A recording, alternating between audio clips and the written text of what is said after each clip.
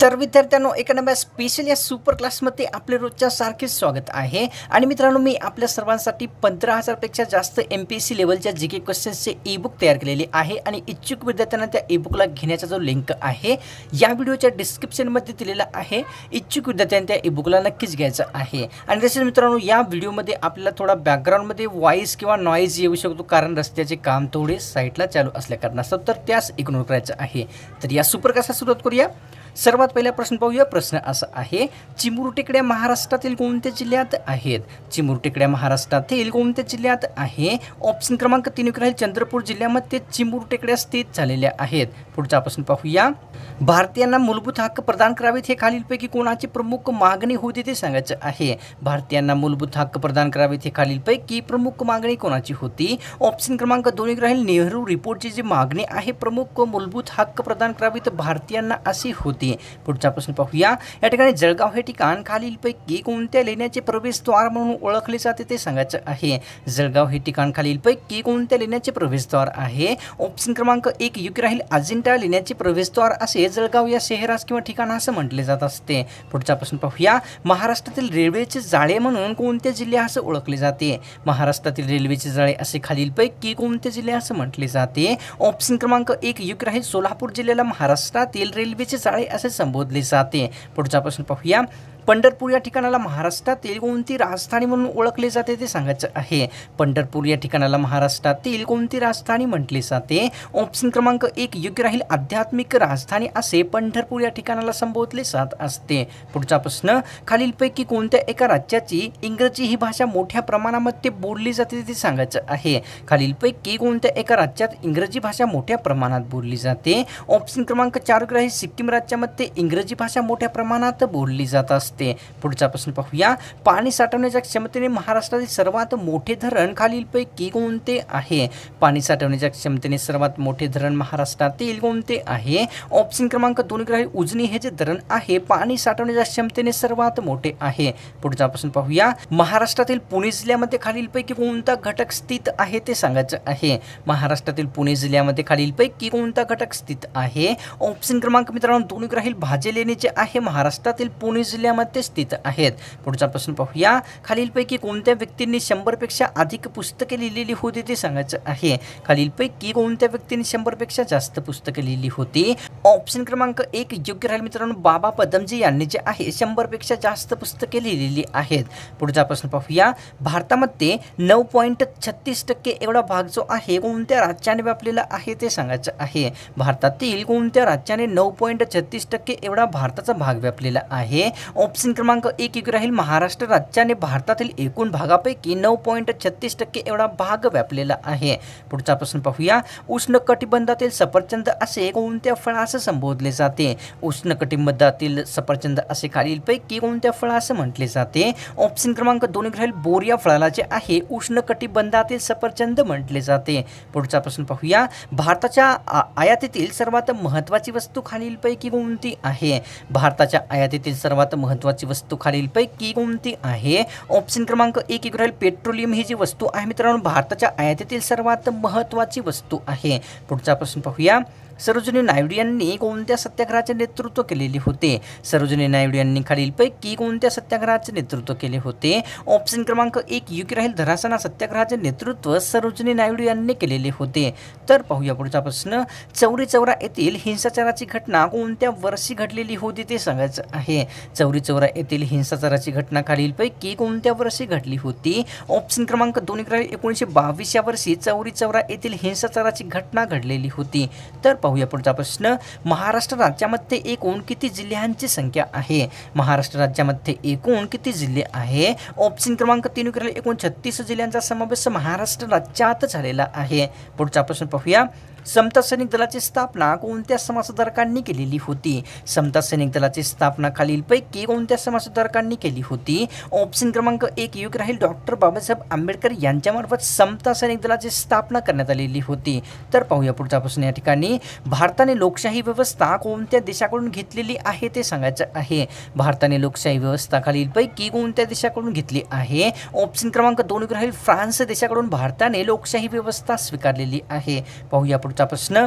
Toothpaste बनवण्यासाठी खालीलपैकी कशाचा उपयोग केला जात असतो? टूथपेस्ट बनवण्यासाठी खालीलपैकी कशाचा उपयोग केला जातो? ऑप्शन क्रमांक 4 योग्य राहील मित्रांनो, कॅल्शियम कार्बोनेटचा उपयोग जो आहे टूथपेस्ट बनवण्यासाठी केला जात असतो. पाहूया पुढचा प्रश्न. या ठिकाणी भरातंग खालीलपैकी कशाचा एक प्रसिद्ध प्रकार आहे? भरातंग खालीलपैकी कशाचा प्रसिद्ध प्रकार आहे? तर ऑप्शन क्रमांक 3 योग्य राहील मित्रांनो, भरातंग जो आहे एका प्रसिद्ध बेटाचा प्रकार बनलेला आहे. पुढचा प्रश्न पाहूया. बंगालच्या फाळणीचा दिवस जनतेने कोणता दिवस म्हणून साजरा केला होता ते सांगायचं आहे. बंगालच्या फाळणीचा दिवस जनतेने खालीलपैकी कोणता दिवस म्हणून साजरा केला होता? ऑप्शन क्रमांक मित्रांनो आपल्यासमोर 2 योग्य राहील. दुखवटा दिवस म्हणून जे आहे बंगालच्या फाळणीचा दिवस जनतेने साजरा केलेला होता. तर पाहूया पुढचा प्रश्न. बंगालच्या फाळणीचा दिवस दुखवटा दिवस म्हणून कोणत्या ठिकाणच्या जनतेने साजरा केला होता ते सांगायचं आहे. बंगालच्या फाळणीचा दिवस दुखवटा दिवस म्हणून खालीलपैकी कोणत्या ठिकाणच्या जनतेने साजरा केला होता? ऑप्शन क्रमांक 1 योग्य राहील मित्रांनो, बंगाल येथील जनतेने जे आहे बंगालच्या फाळणीचा दिवस दुखवटा दिवस म्हणून साजरा केलेला होता. तर पाहूया पुढचा प्रश्न. शिवाजी महाराजांच्या समाधीचा जीर्णोद्धार कोणी केलेला होता ते सांगायचं आहे. छत्रपती शिवाजी महाराजांच्या समाधीचा जीर्णोद्धार खालीलपैकी कोणामार्फत करण्यात आलेला होता? ऑप्शन क्रमांक मित्रांनो 1 योग्य राहील. महात्मा फुले यांनी जे आहे छत्रपती शिवाजी महाराज यांच्या समाधीचा जीर्णोद्धार करण्यात आलेला होता. तर पाहूया पुढचा प्रश्न. जनतेचे प्रतिनिधित्व करणारे सभागृह खालीलपैकी कोणते आहे ते सांगायचे आहे. जनतेचे प्रतिनिधित्व करणारे सभागृह खालीलपैकी कोणते आहे? ऑप्शन क्रमांक 3 योग्य राहील. लोकसभा हे जे सभागृह आहे जनतेचे प्रतिनिधित्व करणारे आहे. पुढचा प्रश्न पाहूया. लोकसभेला संसदेचे खालीलपैकी कोणते सभागृह म्हटले जाते ते सांगायचं आहे. लोकसभेला संसदेचे खालीलपैकी कोणते सभागृह म्हटले जाते? ऑप्शन क्रमांक 1 योग्य राहील मित्रांनो, लोकसभेला संसदेचे लोकप्रिय सभागृह संबोधले जात असते. पुढचा प्रश्न. प्रसिद्ध असलेले चिपको चळवळ खालीलपैकी कोणत्या क्षेत्राशी संबंधित होती? प्रसिद्ध असलेली चिपको चळवळ खालीलपैकी कोणत्या क्षेत्राशी संबंधित होती? ऑप्शन क्रमांक 2 योग्य राहील मित्रांनो, वृक्षतोड क्षेत्राशी चिपको चळवळ ही संबंधित होती. तर पाहूया पुढचा प्रश्न. डॉक्टर बाबासाहेब आंबेडकर यांचे महापरिनिर्वाण कोणत्या ठिकाणी झालेले होते ते सांगायचे आहे. डॉक्टर बाबासाहेब आंबेडकर यांचे महापरिनिर्वाण खालीलपैकी कोणत्या ठिकाणी झालेले होते? ऑप्शन क्रमांक 2 योग्य राहील मित्रांनो, दिल्ली या ठिकाणी डॉक्टर बाबासाहेब आंबेडकर यांचे महापरिनिर्वाण झालेले होते. तर पाहूया पुढचा प्रश्न. गोरक्षण सभा खालीलपैकी कोणत्या समाजाने स्थापन केलेली होती ते सांगायचं आहे. गोरक्षण सभा खालीलपैकी कोणत्या समाजाने स्थापन केली होती? ऑप्शन क्रमांक 1 योग्य राहील. आर्य समाजाने जे आहे गोरक्षण सभेची स्थापना केलेली होती. तर पाहूया पुढचा प्रश्न. मराठ्यांना स्वतंत्र मतदारसंघ द्या ही मागणी कोणी केलेली होती ते सांगायचं आहे. मराठ्यांना स्वतंत्र मतदारसंघ द्या अशी मागणी खालीलपैकी कोणी केलेली होती? तर ऑप्शन क्रमांक 1 योग्य राहील मित्रांनो, छत्रपती शाहू महाराज यांनी जे आहे मराठ्यांना स्वतंत्र मतदारसंघ द्या अशी मागणी केलेली होती. पुढचा प्रश्न पाहूया. मराठ्यांना स्वतंत्र मतदारसंघ द्या ही मागणी घेऊन शाहू महाराजांनी इंग्लंडला कोणाला पाठवलेले होते ते सांगायचं आहे. मराठ्यांना स्वतंत्र मतदारसंघ द्या ही मागणी घेऊन शाहू महाराजांनी इंग्लंडला कोणत्या व्यक्तीला पाठवलेले होते? ऑप्शन क्रमांक 1 योग्य राहील मित्रांनो, मराठ्यांसाठी स्वतंत्र मतदारसंघ द्या अशी मागणी घेऊन जे आहे भास्करराव यांना शाहू महाराजांनी इंग्लंडला पाठवलेले होते. तर पाहूया पुढचा प्रश्न. गावातील गुन्ह्यासंबंधीचे कागदपत्रे कोणती व्यक्ती तयार करते ते सांगायचं आहे. गावातील गुन्ह्यासंबंधीचे कागदपत्रे खालीलपैकी कोणामार्फत तयार केले जात असतात? ऑप्शन क्रमांक 2 राहील. पोलीस पाटील यांच्यामार्फत गावातील गुन्ह्यासंबंधीचे कागदपत्रे तयार केली जात असतात. पुढचा प्रश्न पाहूया. खालीलपैकी कोणता एक पदार्थ विद्युत रोधक आहे ते सांगायचं आहे. खालीलपैकी कोणता पदार्थ विद्युत रोधक आहे? ऑप्शन क्रमांक 2 राहील मित्रांनो, काच हा जो पदार्थ आहे विद्युत रोधक असलेला आहे.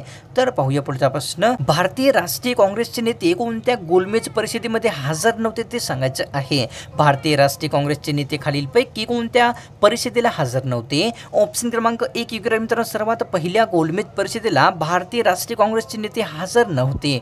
भारतातील दामोदर या नदीला कोणत्या राज्याचे दुःख अश्रू म्हटले जात असते? भारतातील दामोदर नदीला खालीलपैकी कोणत्या राज्याचे दुःख अश्रू म्हटले जाते? ऑप्शन क्रमांक 1 योग्य राहील. बंगाल राज्याचे दुःख अश्रू भारतातील दामोदर नदीशी संबोधले जाते. पुढचा प्रश्न पाहूया. गोदावरी नदी भारतातील कोणत्या राज्यात सर्वात जास्त लांब वाहणारी आहे ते सांगायचं आहे.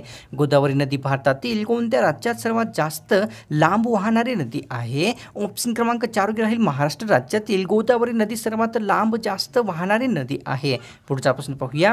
भारताचे प्रवेशद्वार तसेच आर्थिक राजधानी कोणत्या शहरास म्हटले जाते?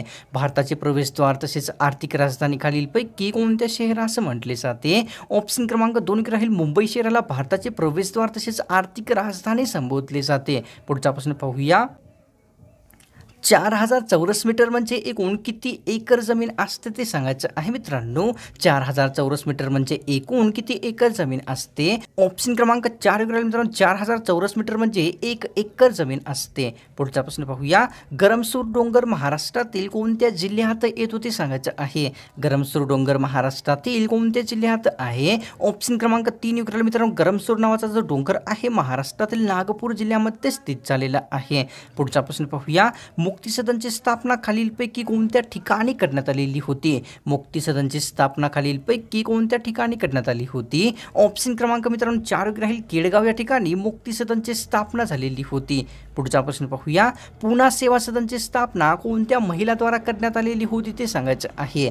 पुणा सेवा सदनची स्थापना खालीलपैकी कोणामार्फत करण्यात आली होती? ऑप्शन क्रमांक मित्रांनो आपल्यासमोर 3 राहील रमाबाई रानडे यांच्यामार्फत जे आहे पुणा सेवा सदनची स्थापना करण्यात आलेली होती.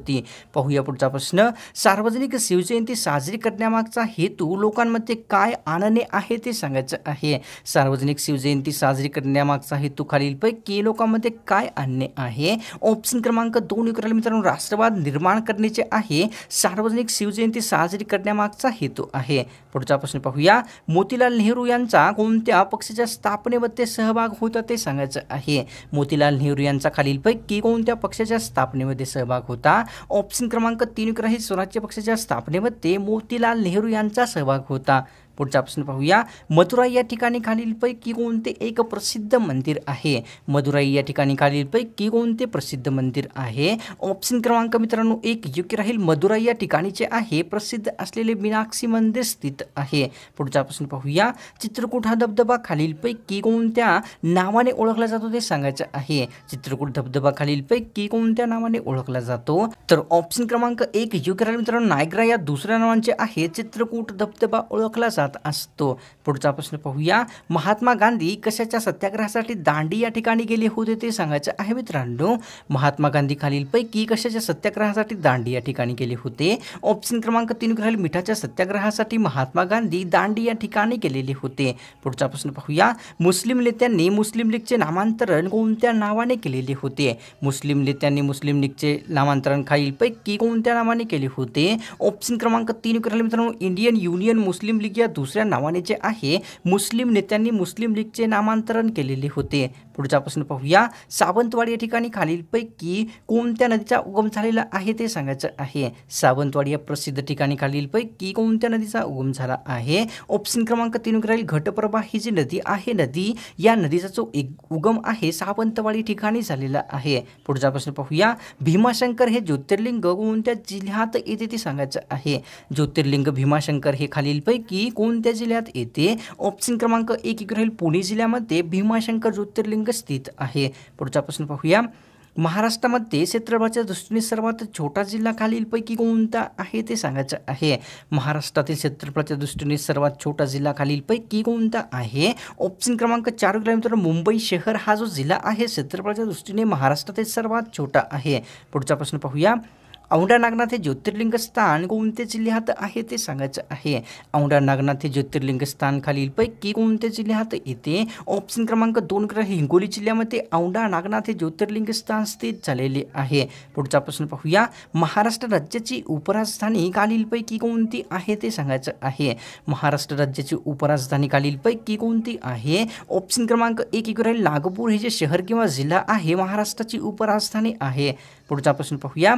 महाराष्ट्र विधिमंडळाचे हिवाळी अधिवेशन कोणत्या ठिकाणी भरत असते? महाराष्ट्र विधिमंडळाचे हिवाळी अधिवेशन खालीलपैकी कोणत्या ठिकाणी भरते? ऑप्शन क्रमांक 1 योग्य राहील मित्रांनो नागपूर या ठिकाणी जे आहे महाराष्ट्र विधिमंडळाचे हिवाळी अधिवेशन भरवले जात असते.